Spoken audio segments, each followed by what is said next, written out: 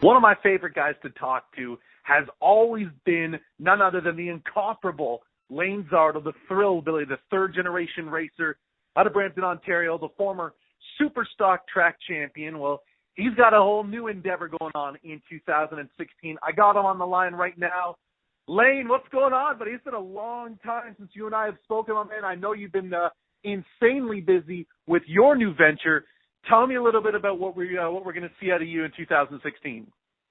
Yeah, we've been busy in the shop. You know, we got Jason Woody's car for my brother, and we've been slowly converting that over to our liking and doing a little bit of a setup for that. And obviously with my late model, we've been converting it over, and I've been trying to put a little bit of my own ideas that Billy didn't want to do too much in his car. So we've been working pretty hard on both the cars, and other than that, I've just been enjoying the winter and spending a little bit of time with my girlfriend and just kind of living the racer's life. Now, how many times have you been asked over the course of the last 5 months if you're racing full-time this year? Has it hit triple digits by now? I'm positive it must be over 100 by now.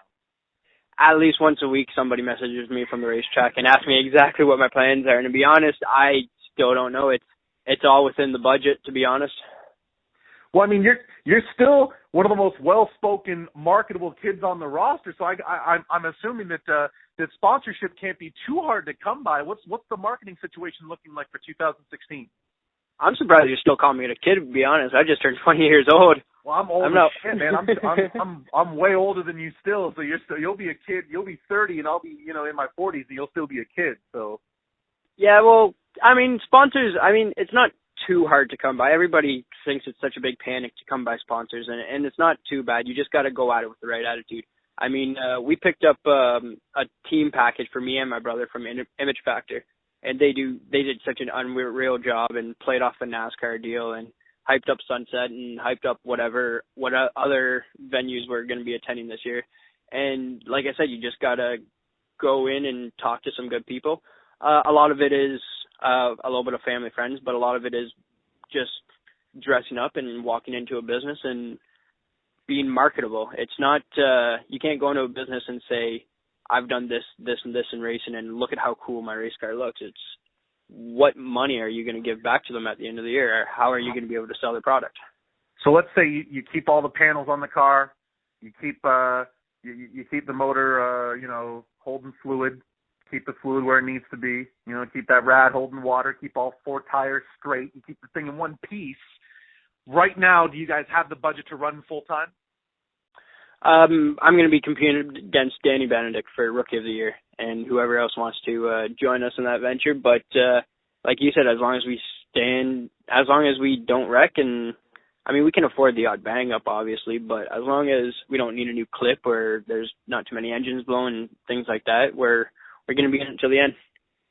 That's phenomenal news, my man, because you and Danny Benedict, it's going to be an exciting Rookie of the Year battle. I know that we got John Lockhart in there as well, who's a former road course racer. He's got a late model. He's coming out, so it's at least a 3-car battle for Rookie of the Year, which should be pretty interesting. Now, tell me a little bit about hopping in the car that you're very familiar with from a team member aspect. Jog my memory. Have you driven this car other than the ill-fated outing last year? Was it you that blew up, or Billy blew up and you piled into him, or what was the situation? Well, that situation, my brother. Yeah, my brother blew up in the new car, and we hit the wall pretty hard, and then we obviously fixed her back up for Peterborough, but we actually took it back from Peterborough and realized the clip was bent, so we got a podium finish at Peterborough with a bent clip, which was actually pretty cool.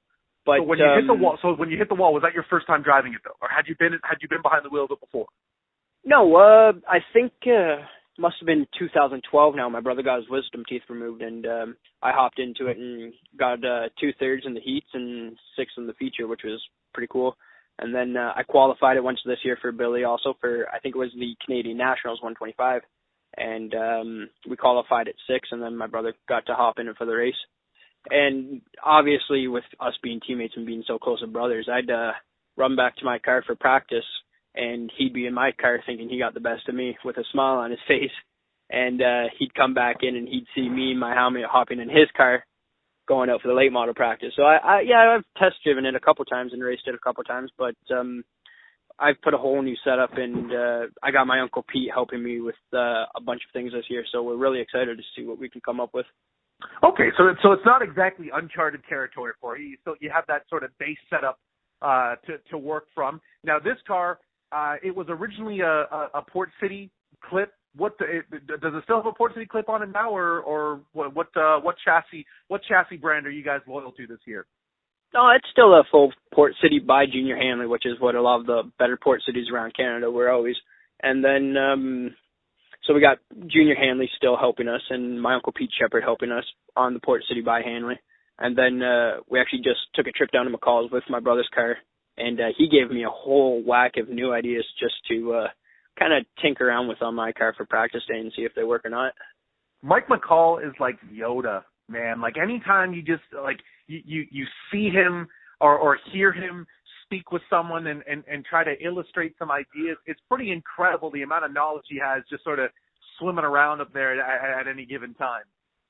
The greatest part about Mike was he didn't it wasn't like I was taking a university math test going to his place and I was all confused. Like he explained stuff in a very simple way, and not only how he explained stuff and what things do on the car that I was kind of messing up a little bit differently, but just how simple he checked ride heights and weighed the car, and how easy he got me to work on the car where it wasn't actually work, it was just a couple odd adjustments.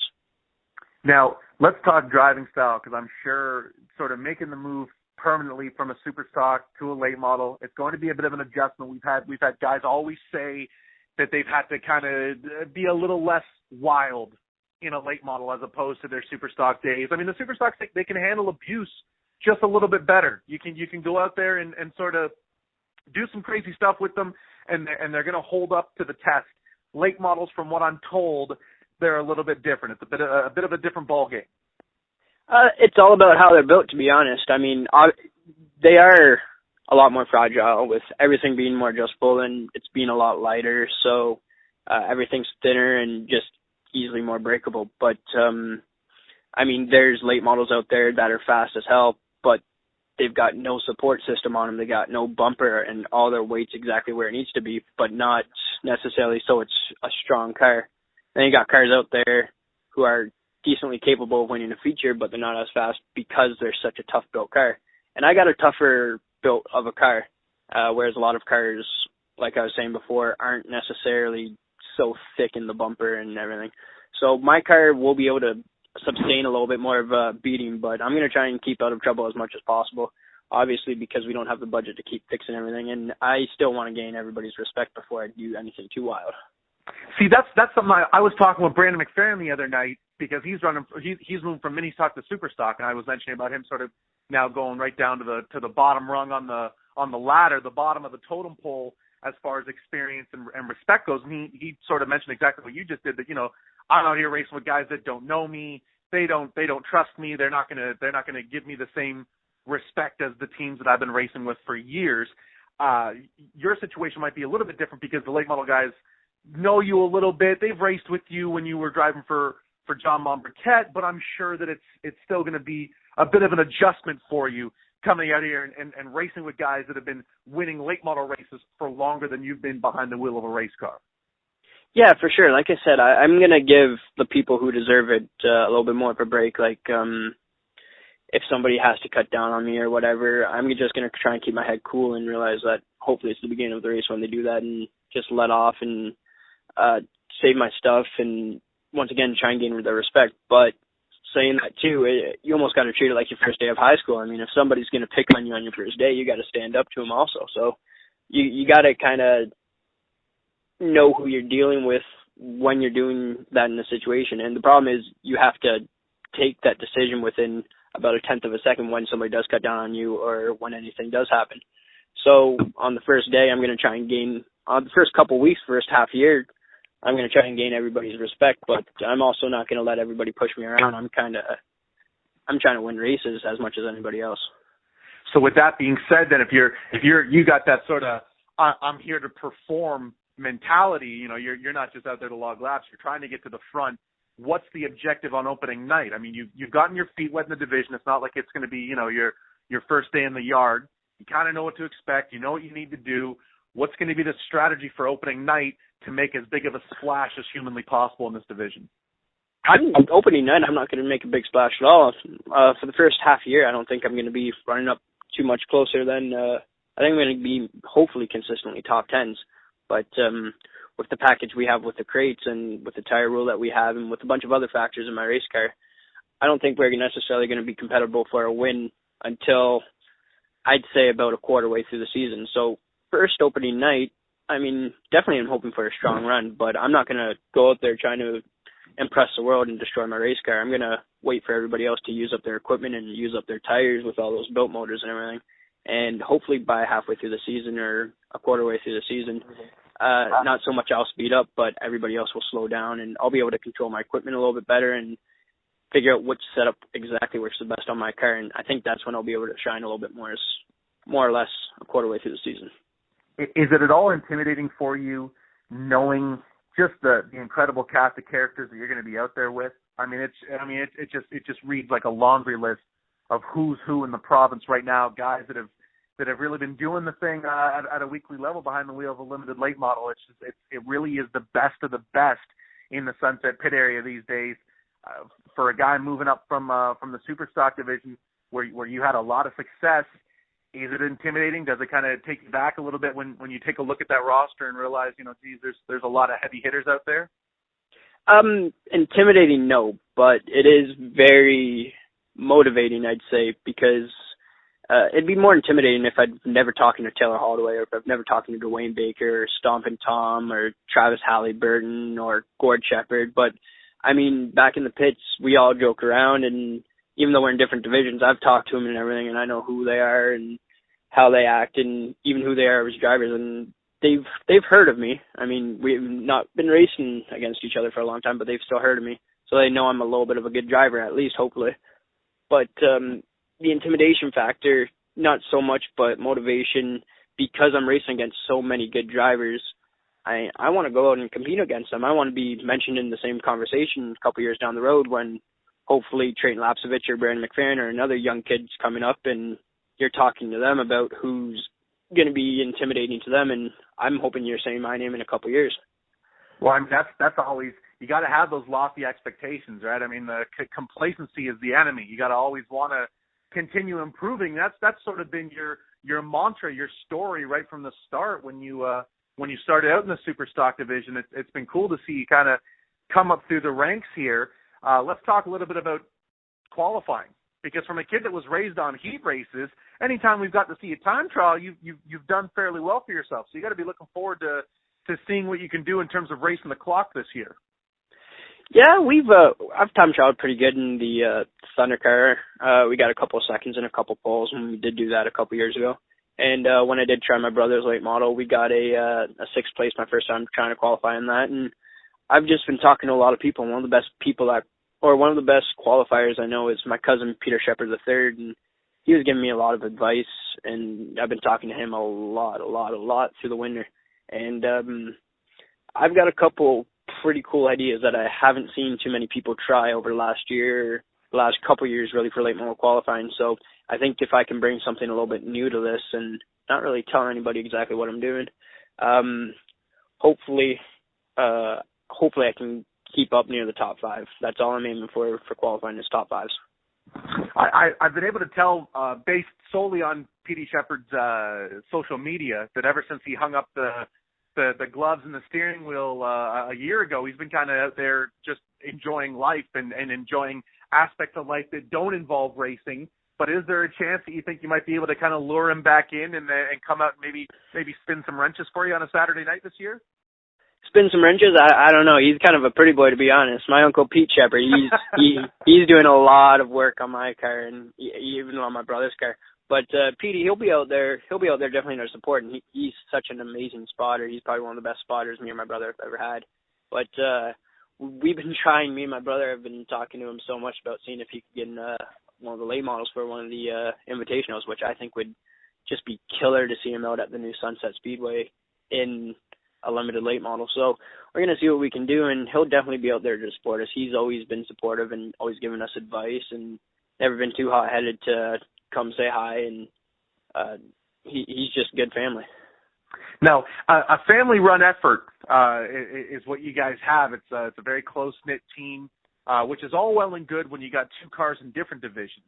But it gets a little bit complicated now when you have two cars in the same division. Now, when I spoke with Billy Zardo 2 or 3 weeks ago, I interviewed him for his season preview, and he wasn't too worried about how the hired help, how the family and the friends are going to be distributed between the two cars. But it's simple mathematics. When you look at how many guys you guys have on the team, if both cars are having a bad night, the labor force might be a little bit split there. We're just going to have to be really organized. I mean, we obviously don't have a fully professional crew, but we've got guys who just work their heart out and love the sport. Like Steve Duncan, he comes to the track with us every single weekend, and he loves what he does, and he wouldn't rather be anywhere else on a Saturday night. But when we are having those difficult nights, like I said, it's just organization and knowing what you got to do and trying not to fall over your feet when you're doing it.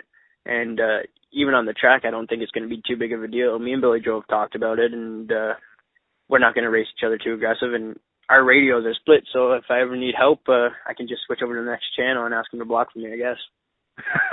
That's always a good plan B. It's always something to have that in your hip pocket. You know, it doesn't hurt. Moving into 2016, the fact that you're in a late model now, it affords you the ability to take part in so many big events. And I mean, I know you've done a lot of these races on the undercard with your Super Stock or your Thunder car, but there's still a lot of big races like the Canadian Nationals, like the Velocity, and I could go on that are really catered to the late model division.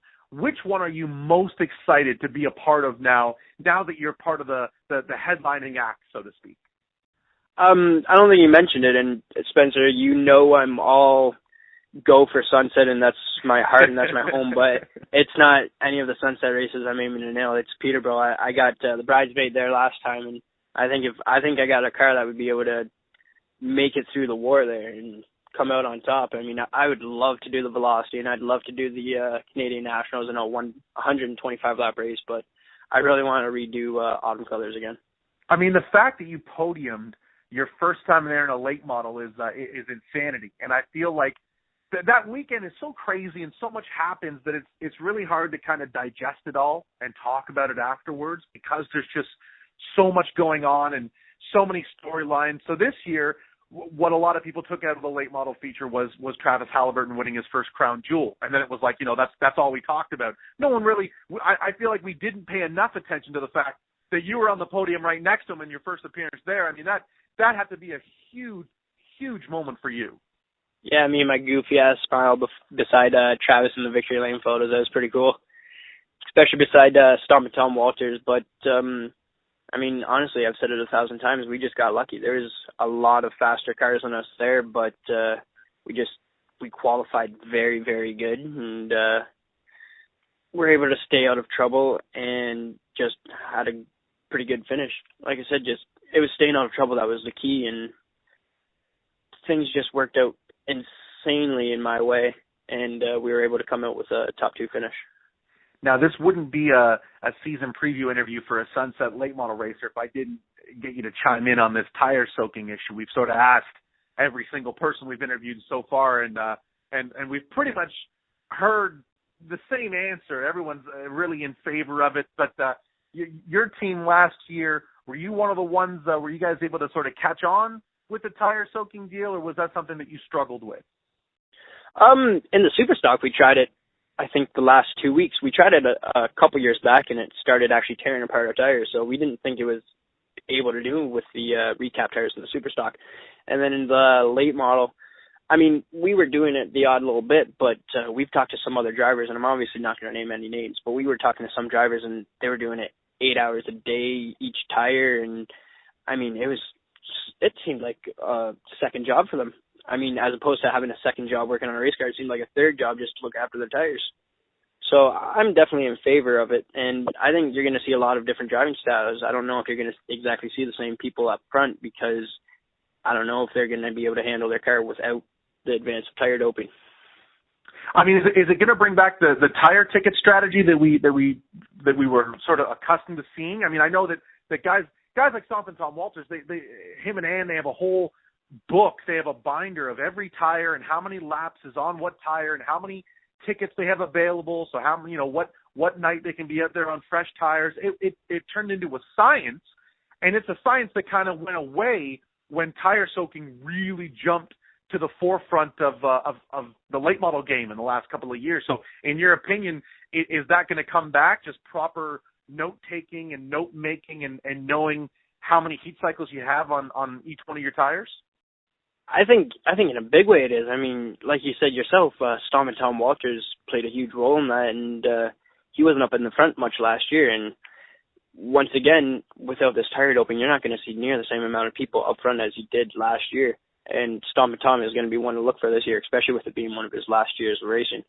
So I think you're going to have to look at you're going to have to keep a whole notebook just on your tires. Now, speaking of a Walters, Herb Walters has ended up with the car that you ran, and you drove to so many Super Stock features and a Super Stock championship. So has he been in touch with you at all, kind of picking your brain a little bit, or is he trying to go in his own direction and paint his own masterpiece with that ride? I think he's kind of going in his own direction. There's a bunch of things that he didn't necessarily like on my car, which, I mean, we went to Donaldson a lot with the setup of our car, and he did things in kind of an odd way, but it obviously worked, and his work was phenomenal. But I think you're going to see Herbie up front a lot there. He's definitely not no slouch in a Super Stock, so he's definitely going with things in a different way, but it'll be good. I'm confident you'll see him up there, and it'll almost look like the same car. Now I'm looking for your opinion here, because you're moving on from the Super Stock division, and I think a lot of people were just sort of waiting for that. They knew that it was coming. They knew eventually, you're getting ready to jump to a late model, so that's happening. Caden Lapsevich doesn't know what he's doing. Right up until 48 hours ago when I spoke to him last, he still doesn't know what he's doing, but he's pretty confident that he's not going to be in a Super Stock because that car has been awarded now or promised to Trayton. So that's two drivers that have won a lot of races and some championships out of the mix now. Is that going to change the landscape of the Sunset Speedway Super Stock division in a major way in 2016? What do you think? Oh, for sure. For the last couple of years, it was me, Caden, Randy, and Matt Bentley up front. I mean, you take half the front runners out. I'm not sure exactly what Randy's doing this year. I've heard every different kind of rumor about Randy, whether he's going to be building a new car, whether he's taking a year off, whether he's coming back. But whatever he's going to do when he does come back, he's going to be fast because that guy does not like to lose. Same with Matt Bentley. I mean, he's going to be up there insane amount, and his driving style is just a die-hard winning. He just wants to win. So you're definitely going to see those two up there if Randy does come back. Ryan Semple will be a big one to keep an eye on. And then you got all these rookies like Kendra Adams. I'm pretty sure she'll be able to grasp the Super Stock pretty well. Trayton Lapsevich, he's going to be a killer. He was already a killer for being 11 years old, I think he was when he won the championship. Yeah, he was 11 years old. I've never seen a kid that young be so cool under pressure. I mean, that situation did not faze that kid one bit. I mean, it was just like, like he had just woke up right out of bed, goes and climbs in the window of the car and goes to work. Like at no point was that kid stressed out in any way, shape, or form. No, not at all. And like the way he's so well spoken, and not only well spoken, but he's so honest. Like it looks like he just did a full coloring book and then went to the racetrack and kicked everybody's ass.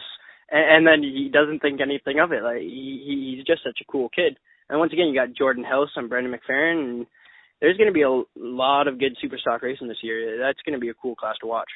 So if I tell you that Matt Bentley is my pick for the 2016 championship, what do you say? Am I crazy? Am I nuts? Because I think that was the best Super Stock in the province in the last month of the 2015 season. So what do you think? Can he carry that over to 2016 and finally sort of get that complete season out of his car and get to that head table at the banquet?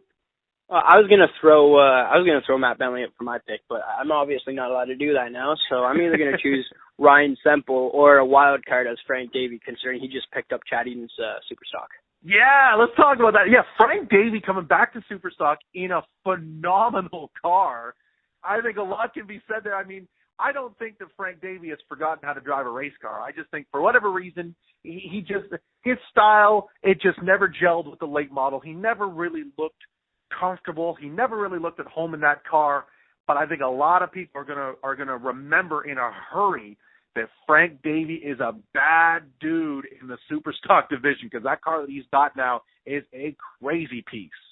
Oh yeah, and once again, I mean, they're totally different cars. In my own aspect, I don't know how other drivers feel about it, but with a Super Stock, you got to be up on the wheel. I mean, you're always tight, you're always loose. A Super Stock or a Thunder car or whatever you want to call it, those are the hardest cars to race because you never have a good setup. With a late model, you got so much grip in the world, you're perfect, then all of a sudden when it snaps loose, you're completely sideways and it's a handful. So from going to being always on the edge to having perfect and then being kicked off the edge in a late model, that's the two differences there. So I think Frank Davey, his driving style is always being up on the wheel. He drives with one hand, I might remind you, but he's definitely a hell of a wheelman in a Super Stock. So he'll be up there. That's not a bad pick for a championship contender, my man. I got to tell you. Well, 25 minutes flew by like it always does when you and I get to chatting about racing. So go ahead and show some love to the marketing partners that have taken you from. I think the first time we talked about late model racing, you were saying you're going to do like 4 or 5 races, and now all of a sudden it's a full blown attack on the Rookie of the Year title. So I know that doesn't happen without some quality partners in your corner, sort of signing the checks and paying the bills. Yeah, we got some great people on board this year. We obviously got Mike Holmes back on board, and he's been helping us out so much. Such a modest and such a nice dude.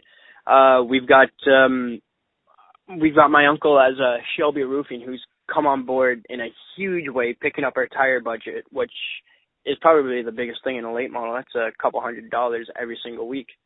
So Shelby Roofing was a huge part of this.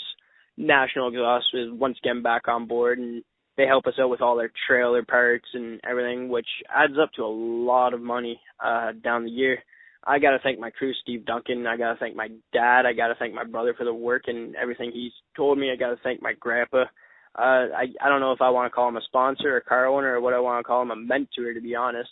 And I got to thank my Uncle Pete Shepard, who's came on board with us once again and who's been committed to being my crew chief for a little bit. So just thank you, everybody, for making this possible.